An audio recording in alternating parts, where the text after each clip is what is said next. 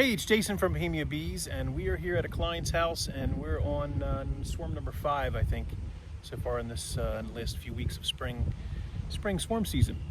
So this is a little one. You can see here it's hanging on a green giant arborvitae, and they settled in, and we're going to go ahead and try to grab them, put them in a box before they take flight. So this should be a pretty easy one.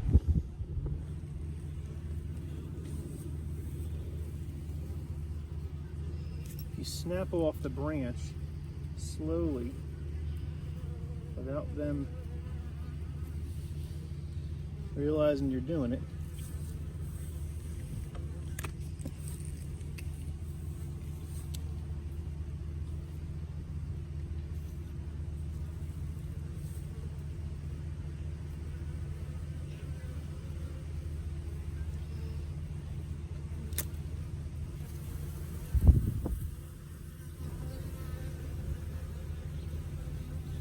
See that? And you can set it right down in the box. Just like that. That way you're sure you got the queen and most of the bees.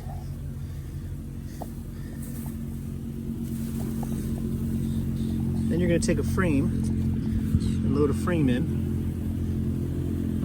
that they can climb up on. If you have a deep enough box, you can literally just push that branch to the bottom and let the bees start to realize that they're in a new home.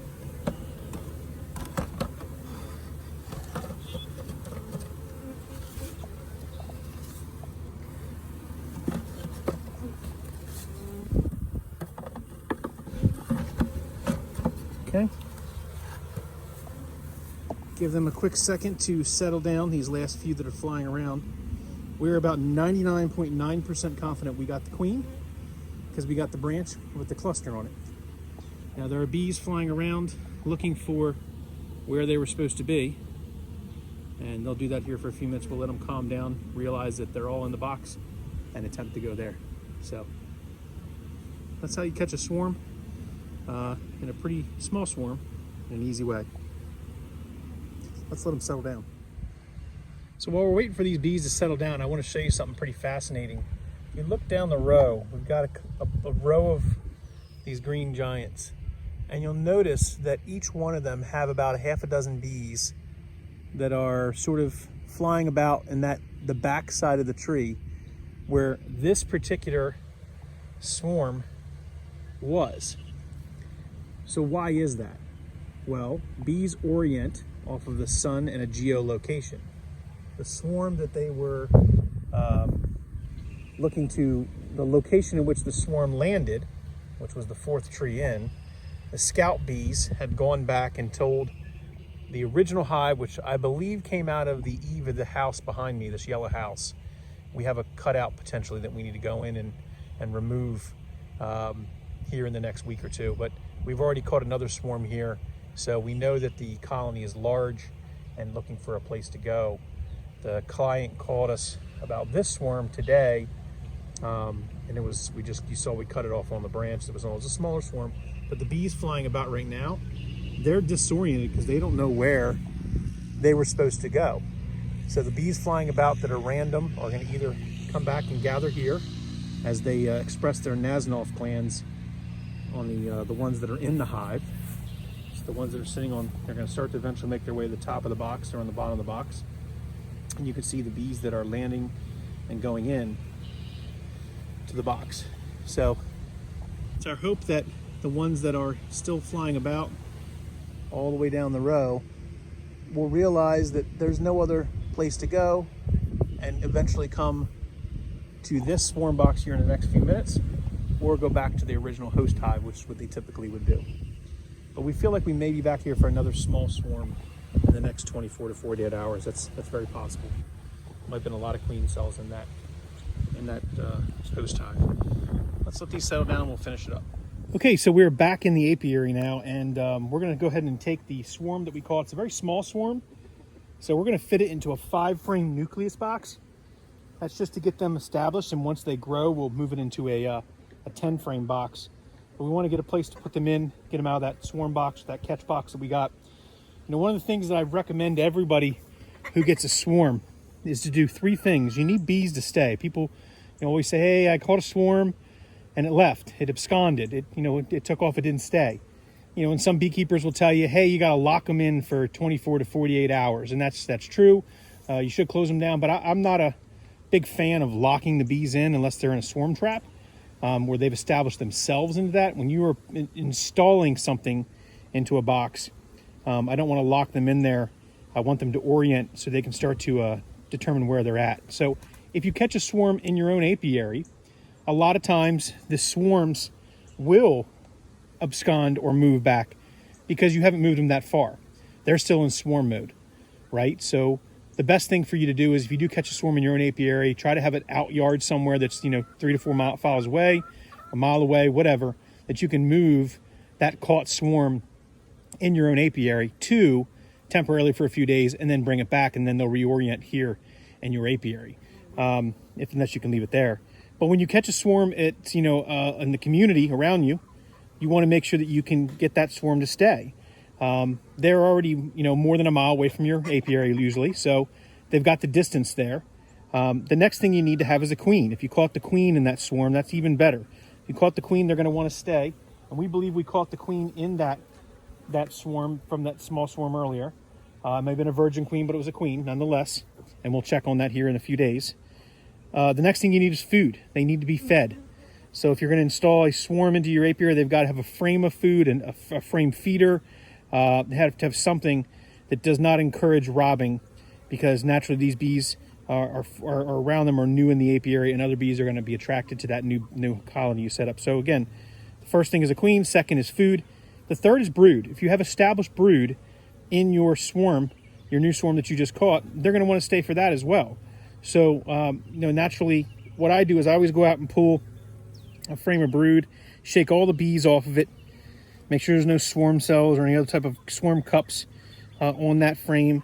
This one has a lot of spotty holes on it because the bees have just emerged out of this full frame of brood, or starting to. So in the next 24 hours, a lot more are going to emerge out, and there'll be young bees to help bolster this swarm. So I'm going to take that and I'm going to put that in the center of my swarm. It doesn't matter if you have a few bees that are remaining on it from the box you took it from. You just shouldn't have a lot of bees. 2 or 3 handful of bees are not a big deal.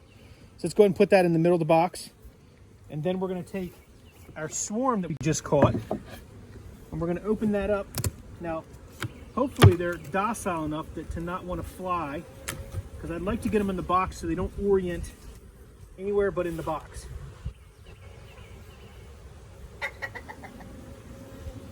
There's a few bees on the lid, which is great. That means they're down in the box. We're going to start to pull the frames out. They should have climbed up on the frames, or started to.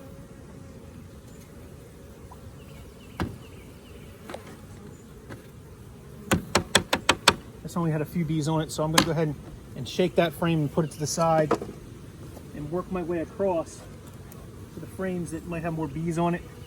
There's just a foundation. I'll put that one in there because they do need some foundation. Here's an old Plastico frame. I'm going to tap that one as well off.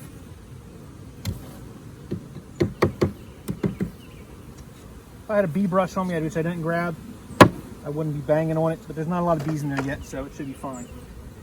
Here's the comb. And I'm looking for a queen.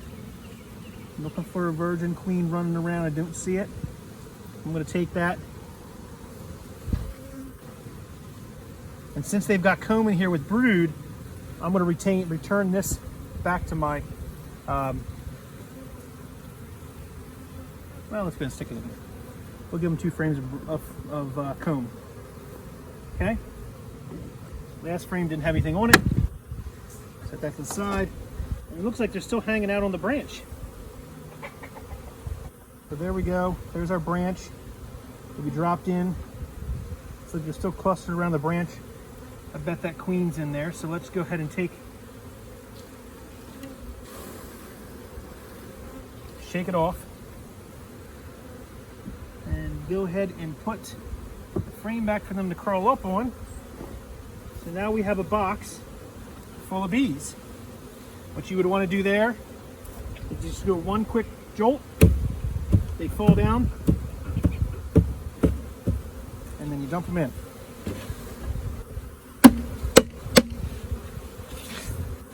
There's a little bit left in there.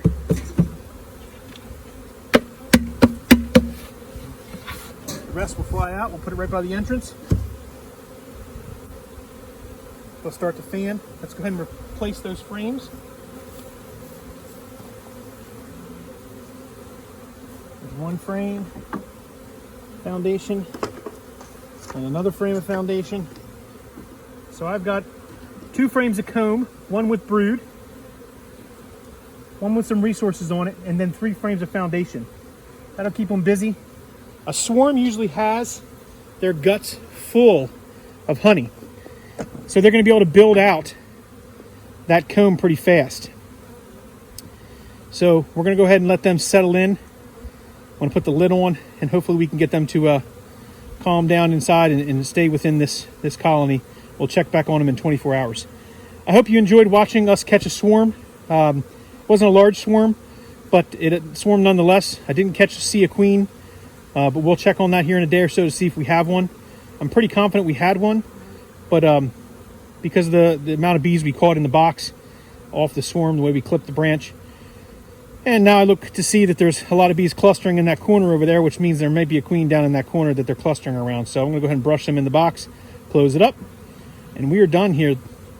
Another successful bee rescue here at the Bohemia Apiary on the Eastern Shore of Maryland. Thanks for watching. Please share with your friends, subscribe to the channel, follow us on other social media platforms.